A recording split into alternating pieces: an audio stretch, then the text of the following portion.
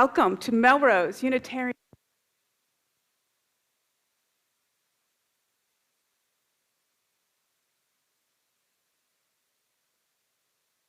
Discombobulated this morning. Hello and welcome to Melrose Unitarian Universalist Church. Our service today is called Ubuntu. Who are we to one another? That is, while you contemplate that question, I will call up my document. Oh, come on. Here we go. Yay. All right. Good morning. Happy Patriots Day weekend. Happy start of the April school vacation. I hope that everybody has something fun planned. I'm glad to see you all today. My name is the Reverend Dr. Suzanne Intriligator. My pronouns are she and her, and I welcome you to our church of open minds, loving hearts, and helping hands. All who share our values are welcome among us. I hope that you all feel part of this lovely and vibrant community. A quick thank you, please, to our Bread of Life team, who last week cooked up a meatloaf meal for 100 people. You represent us well. Thank you very much. And I wanted to mention two great events that are coming up. First, our church Passover Seder happens at the end of this month. Unlike the community meal we had last week, this one is not a drop-in. We would really love you to sign up to bring something, and so that we can figure out how many people are coming. That's in our midweek update newsletter, the sign up. Second, in May, our anti-racism team invites the congregation to go on a tour of the Royal House and Slave Quarters in Medford. Sign up this week for one of the free tickets they're offering in our midweek update. That's the sign up link. And if you're a member of a committee or a group here at church, this is your quick reminder that it's annual reports time, so please get yours in by the end of the month. Now, it's time to welcome one another into worship this morning. So please turn to the person to your left, or the person to your right, the person in front of you, the person behind, and say good morning.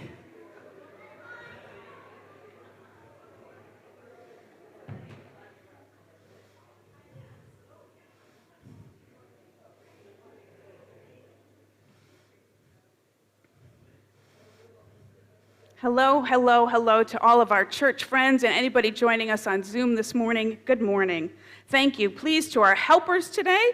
Our coffee hosts are Jeannie and Dave. Thank you. Our usher is Wendy, and our greeter is Kathy Sang. Oh, I saw that. Our usher is Jennifer Fanning. Thank you, Jennifer, not Wendy. That's got to be my mistake. So, lastly, we have one last announcement for you from our board clerk, Gretchen Locke. She is joining us from home this morning, so can we put her on the screen, please, Bill? There's Gretchen. Good morning, everyone. This is an announcement required by our bylaws.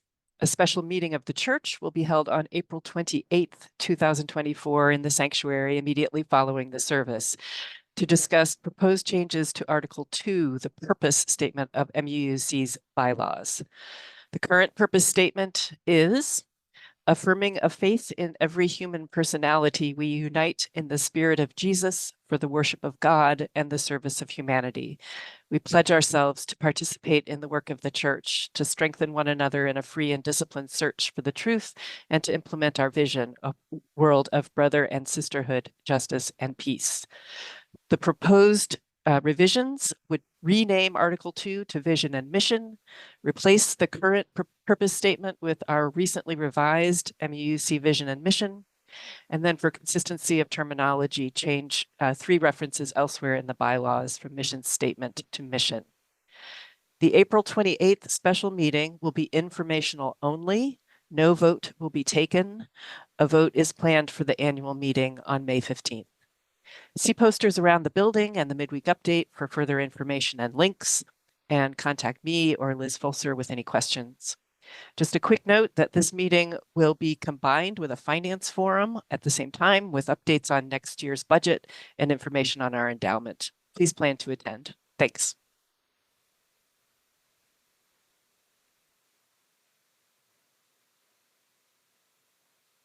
Thank you, Gretchen.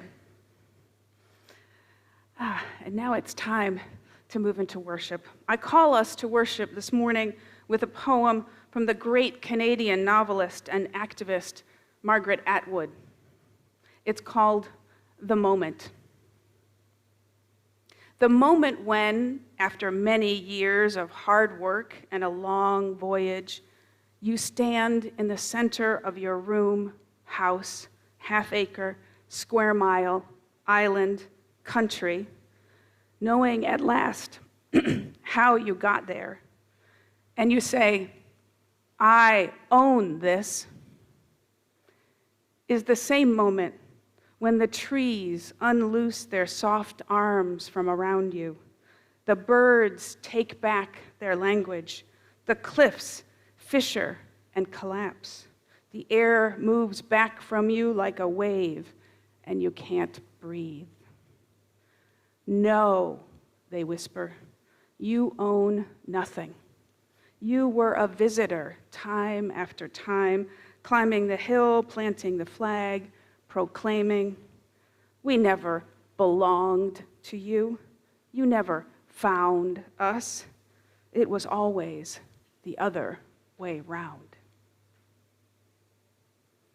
Now we light the symbol of our faith, the flaming chalice. Here to do it for us this morning is our board president, Jenny Wengrovius, and she will be leading us this morning in our mission statement, which will appear here on the screen.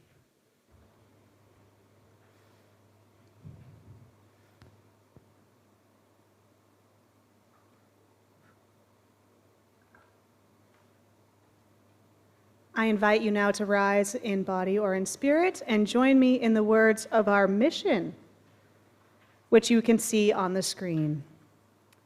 At MUUC, we nurture and challenge ourselves to deeper understanding, meaning, and purpose. We gather through worship, music, lifelong learning, and caring ministries to build a vibrant, compassionate, and growing MUUC community. We inspire spiritual growth, to heal hearts, and to support each other.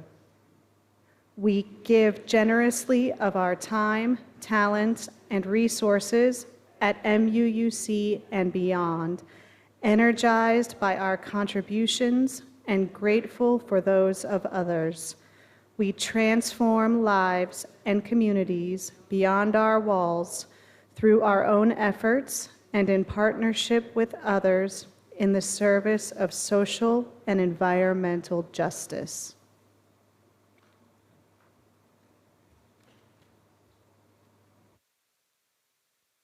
Jenny, and if everybody please would remain standing and join in our opening hymn. It's number 134 in the gray hymnal, but the words will appear here on the screen, so you don't need to bother with the books, led by our wonderful choir and Tom, our music director.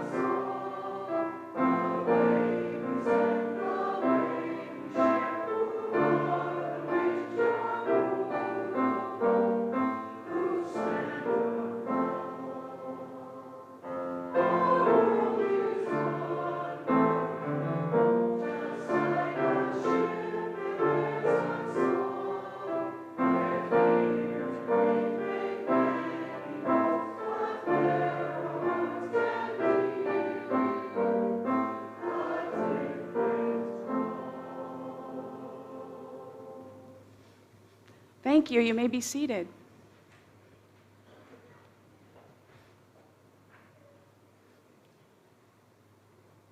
Now it is time for our story. I invite any children or the young at heart or anyone who wants to come forward and join me here on the steps.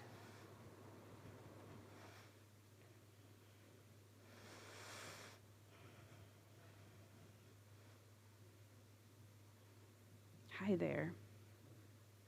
Now our story today is not a picture book, so it doesn't have illustrations, so we don't have to look at the screen. And so that's a little change of pace. So if you like, you could actually close your eyes and just listen. Hi. Now, we don't know if this story itself is true in a literal sense, and we don't have an author for it, but we know that the story expresses something that is very true. This story is called The Spirit of Ubuntu. Hello and welcome. Okay, so this is how it starts. Once upon a time, there was an anthropologist. Now, that's a person who studies people and cultures. This anthropologist traveled from a country, kind of like ours, to a village in Central Africa. He stayed there many months to study the people. On the day that he was leaving, as a way of saying goodbye, he gathered together all the children of the village, and he proposed a game. I forgot I need this, because I'm going to ask you what you think in a second. So, in the city, he had bought a lot of candy and sweets, and so he put everything, all those sweets, in a big basket, and he tied a beautiful ribbon to it, and he placed the basket under a solitary tree. Then he walked over to where all the children were, and he drew a line in front of them on the ground. He explained that they should wait behind the line for his signal. And when he said, "Go," they should run over to the basket as fast as they could go. And the first child to get there would win all of the candy. So, I wanted to ask you what you thought of this game. Does that sound like fun? Does that sound like anything that we do? It's okay if you don't want to talk. Does anybody else have an answer they want to share? Not fun. Mary says, not fun. That doesn't sound like fun to me. Not fair. Oh, yeah, I hear that too. Does anybody want to guess what happens in the story? Is there Scarlett? The other children get very angry. The other children get angry. I like that guess. Any other guesses? Okay. Do you want to hear what happens? Okay. When the visiting anthropologist said, "Go," the children did not follow his instructions. Instead, they looked at each other, they held hands, and they walked over to the candy, all as one group. In fact, they skipped over to the candy. They opened it up, they shared it around, and they had a really good time. Everybody ate the candy together. The anthropologist was very surprised. He asked them why they had all gone together, especially if the first one there could have got all the candy they wanted. What do you think the kids said? Zura, do you want to come and talk in the mic? Or you could just tell me, either way. Like, they all wanted candy, or they wanted to share or something. Yeah. You're definitely on the right track. One little girl said, "How could one of us be happy if all of the others were sad?" And they all had that same thought. Now, the anthropologist was just dumbfounded. For months and months, he had been studying this group of people. Yet it was only now that he really understood their true essence. Many cultures in Africa share a concept called Ubuntu. It is a Zulu or a Xhosa word that means "I am because we are." Archbishop Desmond Tutu explained Ubuntu in this way. He said, "We believe that a person is a person through other persons, that my humanity is caught up, bound up inextricably with yours. When I dehumanize you, I inexorably dehumanize myself. The solitary human being is a contradiction in terms. Therefore, you seek to work for the common good because your humanity comes into its own only in community, only in belonging. Do you guys have a sense of what that means?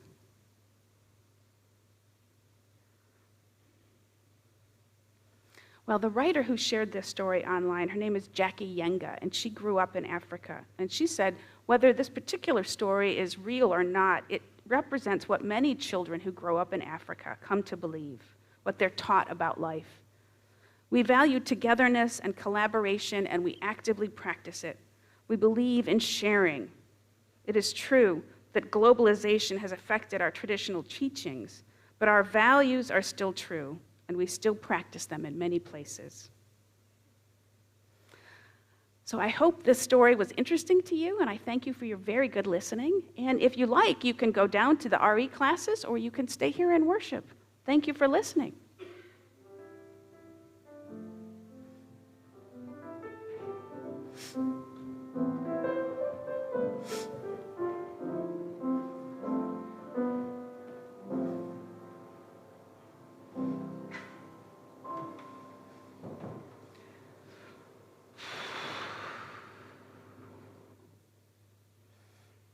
Every Sunday in our worship service, after the story, we create together a time of quiet and reflection, a moment for prayer or meditation, a chance for each one of us to reconnect with our inner selves, our highest values,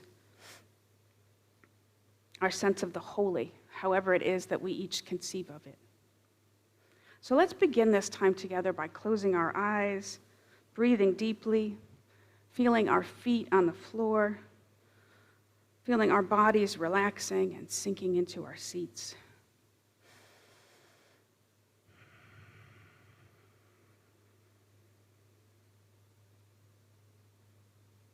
In this quiet time, we'll join together in our centering song.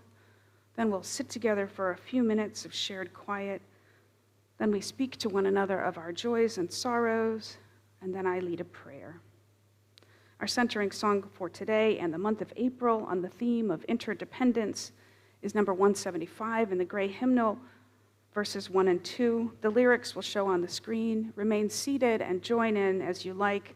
Let the song gently guide you into our time of silence.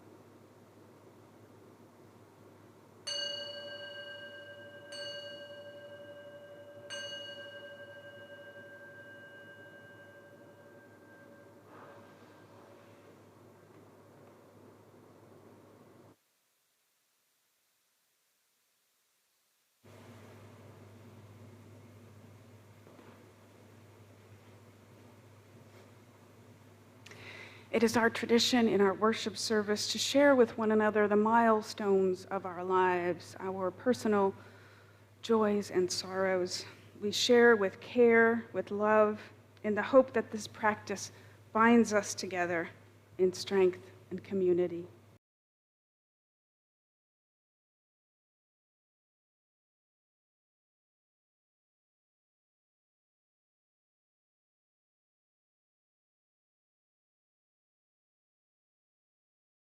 Okay, thank you.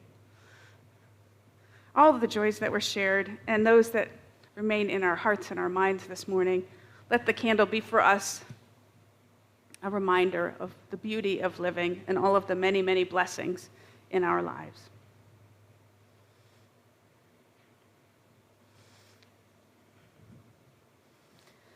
If you feel comfortable, please join me in the spirit of prayer. I share with you a poem from the contemporary storyteller Rosemary Watola Traumer. She writes, "Beneath the masks, beneath the names, beneath ideals, beneath the shoulds is a thrumming, ecstatic, atomic swirl, unseen and omnipresent, inescapable and holy, a divine blurring of being, a realm of change and energy, most of it empty space. Sometimes I remember this, perhaps walking in the woods or standing in the midst of a city's whir, perhaps working in the kitchen or singing in a choir. I remember who we really are. Remember not with mind, but with being. And I'm lost in it, found in it, alive in the cloud of it, astonished with the sacred design of it, elegant soup of it, elemental swirl of it all. How is it I sometimes see only woman, man, cottonwood, spider, self, other, other, other, other? We walk this journey of separation together. Oh, being who is lonely, remember?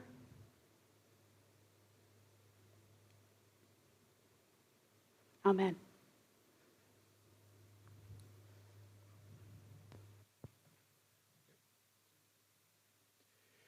Now is the time for our offertory. Our church is a self-supporting organization funded by your generous annual pledge. You may also contribute to our weekly collection plate, which we split every month with a deserving cause. Folks on Zoom can donate either way using the orange button at the top right corner of our homepage at melroseuu.org. The Giving Beyond Our Walls recipient for April is HEAT, spelled H-E-E-T. This Boston nonprofit has a mission to cut carbon emissions now by driving systems change, especially around natural gas. Its website is heat.org. Our anthem today is a very special welcome back to Reverend Suzanne. And we needed to delay it until today because our men were off at the men's retreat. But we'd like to offer up as our anthem today, We Bid You Welcome by Jason Shelton.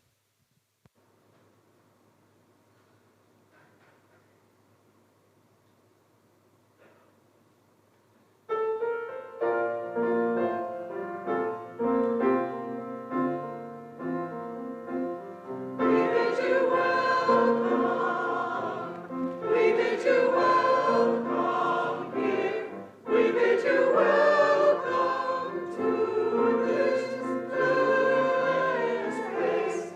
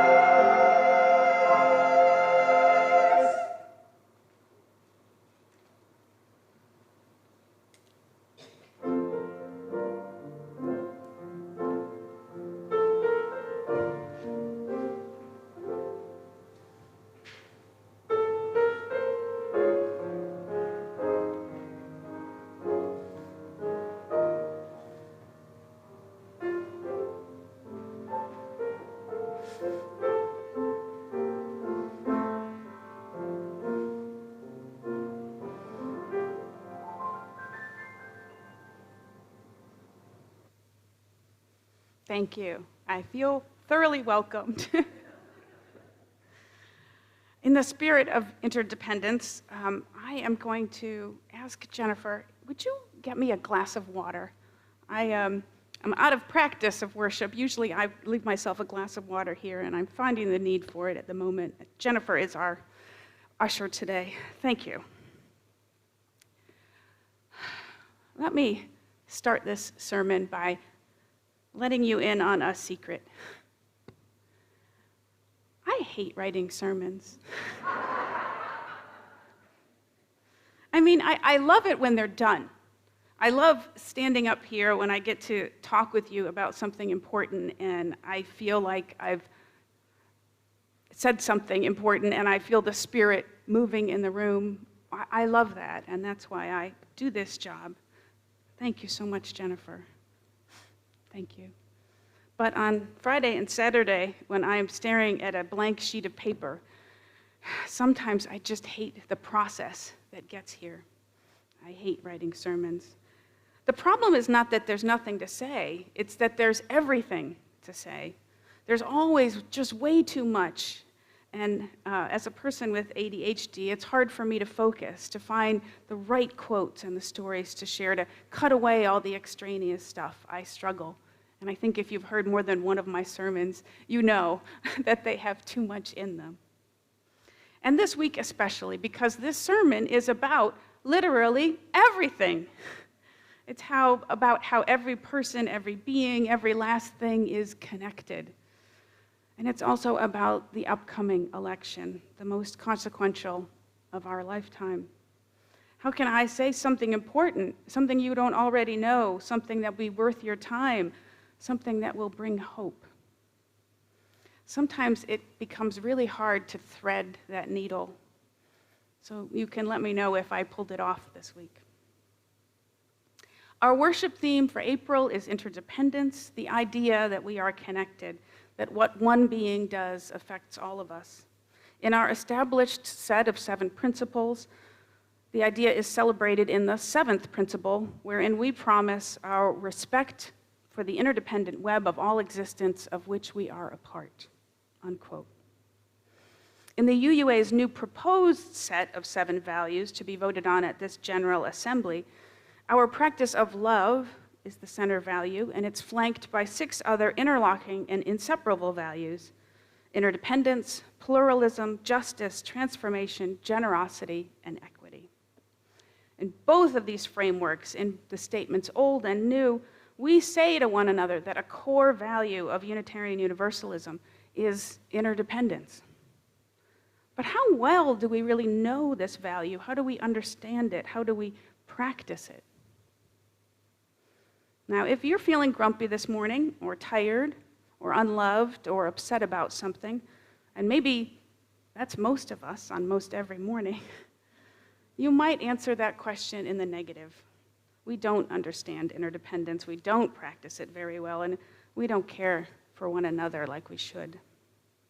And you'd be right. But I'm also going to challenge that answer because I think the opposite is also true at the same time. I think we all know and understand interdependence all the way down to our toes.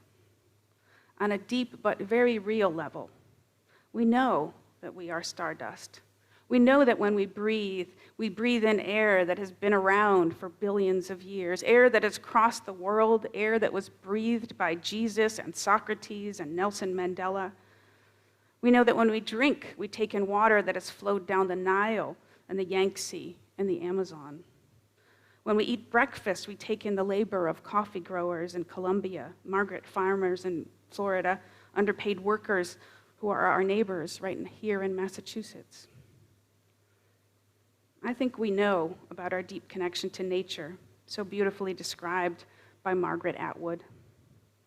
The moment when you say, "I own this," is the same moment when the trees unloose their soft arms from around you and birds take back their language. "No," they whisper, "you own nothing. We never belonged to you. It was always the other way around." I think we know that she is right, and that knowledge is the truest part of our own humanity. if we are awake and alive and open to joy, we know on some level that this is where the joy comes from our connection with one another and with the world. When we go out in nature, we feel that bond with the trees and the birds on a level we often don't have words for. When we pray or meditate or just laugh or just look at someone else in the eyes, we know how we are connected, and that awareness is our joy. But also, in this time and in this place, to let ourselves feel that bond, to open to that connection, is also to open ourselves to pain and to suffering. And that is hard. When we pass by an unhoused person living in the street, we feel that connection. We know his situation is our business. When we turn on the TV or look at our phones and we see bombs falling or children starving, we feel that too. And so we want to look away. We feel the need to look away. It's easier if we can. And our culture encourages that, encourages us to disconnect from other people and from nature, especially in our hyper-capitalist society. It functions better that way. Society thrives better when we feel alone and powerless and vulnerable, when we start to think that our true worth is our productivity, the dollar value put on our time. In our hyper-capitalist culture, somehow we have the belief that that dollar value should determine who gets to live in the good neighborhoods, the safe places, whose voice gets amplified and listened to, who holds the power. Consciously or not, we end up putting people on a ladder of worth. We allow the idea to exist that some people are more worthy than others. And that is the start of dehumanizing other people and ourselves. That's when some people get to matter more and some less, and some lose their rights to a living wage, accessible health care, affordable housing, the opportunity to thrive. I know what it feels like to want to turn away. I know what it feels like to want to believe in the myth that we can turn away, that we will be safe if we do. But we also know that's not true. We know, in Martin Luther King's words, that we are caught in an inescapable network of mutuality, tied in a single garment of destiny. We know that when we even try to turn away, we lose a piece of our own humanity. We lose that access to joy.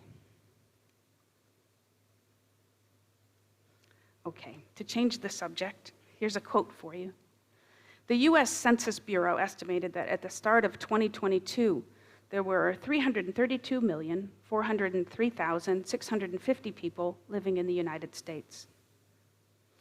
Yet roughly 90% of the wealth of our nation is owned by 0.1% of that total. So 332,403 Americans own more than the other 332 million. This same author says that before the pandemic, just 3 ultra-billionaires, Jeff Bezos, Bill Gates, and Warren Buffett, controlled as much wealth as the bottom half of the US population combined. And then during the pandemic, their wealth increased 70%. We saw one of the most rapid redistributions of wealth upward in global history. The rich are not merely consolidating their wealth, they are consolidating their influence over American government and political life. This is not democracy, this is oligarchy. Because of this, more and more people are losing access to health care, decent jobs, and functioning schools. Not because they don't want to work, because our society has been restructured to funnel wealth and power to the very top layer.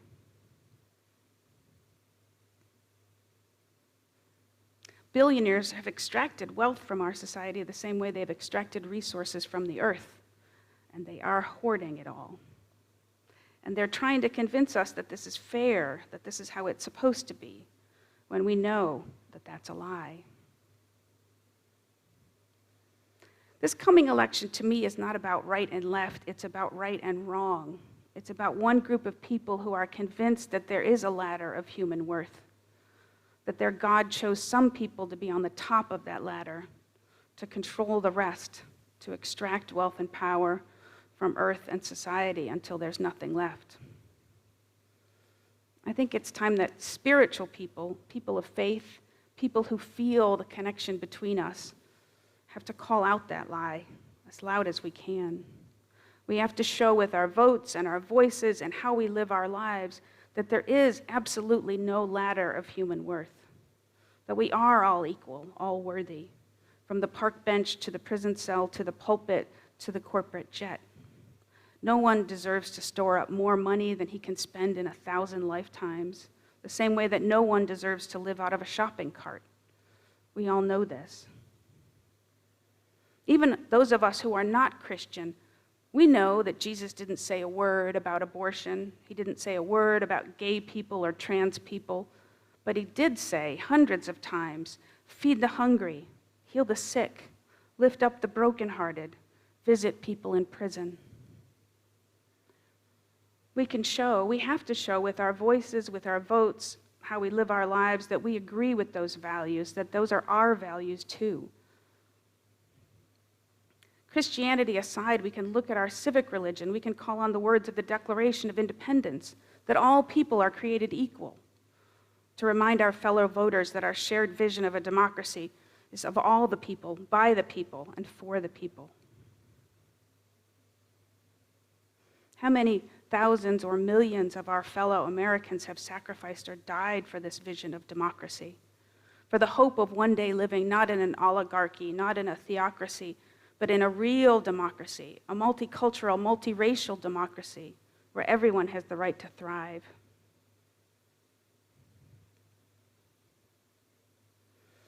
When we think about right and wrong in this coming time, I think the right is understood and carried out by feeling our interdependence, by honoring our connections to the earth and to one another. The morally right side is Ubuntu. It is honoring the full humanity of ourselves, the full humanity of our friends, the full humanity of immigrants and prisoners and people everywhere, and even the full humanity of people we might call opponents. Is there someone in your life who is feeling a bit grumpy, a bit disconnected, a bit tired or unloved or upset about something? Is there something that you can do to help that person reconnect with people and the earth, with the interdependent web of all existence? Maybe you could give that person a phone call or a friendly note, walk together in the woods, a Tupperware of soup. Building up our connections, just one person at a time, is really, when it comes down to it, the only way we can bridge the divide. Calling people back into relationship, honoring their full humanity, is the only way back to wholeness. We are caught in an inescapable network of mutuality, tied in a single garment of destiny. MLK also said, "Darkness cannot drive out darkness, only light can do that. Hate cannot drive out hate, only love can do that." When it all comes down to it, we are very much like a group of children playing a game set out by a stranger. Every day we're standing at the starting line, looking far away at a basket of candy. Will we race toward it? Will we push others out of the way, winner take all? Or will we find another way? Will we take a breath and grab one another's hands? Maybe today is the day to reconnect, for a walk in the woods, a day to breathe in the air of Socrates and Mandela, to drink the waters of the Amazon and the Yangtze. Maybe today is the day to call your brother-in-law or your Uncle Harry, the one who votes differently, the one you've walked away from, and say hello. Maybe just listen for a while if you can. Start rebuilding the bridge between you. Maybe today is the day to write postcards to voters, to bring food to the hungry, to welcome a new refugee to our town. Whatever it is, try to do it with your full humanity. Do it to welcome someone else's full humanity. Do it in the spirit of Ubuntu, to honor our connections, to become our full human selves. Remember the words of Tutu. A person is a person through other persons. I am because we are. So may it be, and amen. We close today with number 318 in the gray hymnal, We Would Be One. Lyrics will appear here on the screen. Thank you, Tom. Thank you, choir.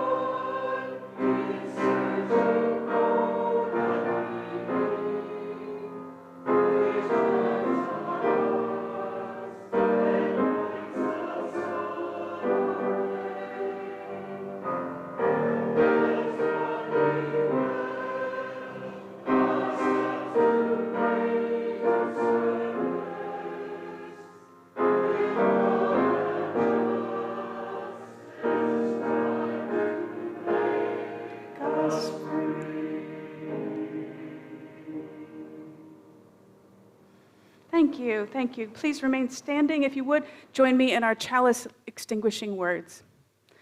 We extinguish the flame, but not the light of truth, the warmth of community, or the fire of commitment.